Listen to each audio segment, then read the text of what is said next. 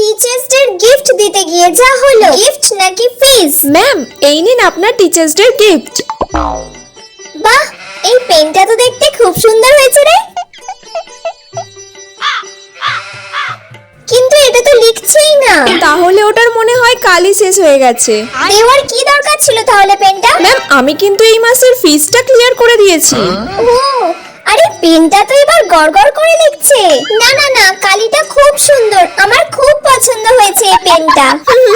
Ma'am, আমি আপনার জন্য এবারে এইটা এনেছি।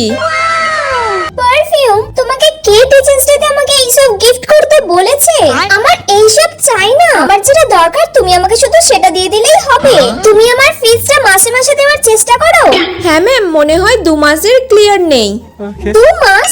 তুমি আমার কাছে 2 বছর পড়ছো, মাত্র 2 মাসের মাইনে দিয়েছো এখনো। তাড়াতাড়ি ওগুলো আগে ক্লিয়ার করো, এইসব গিফটের আমার কোনো প্রয়োজন নেই।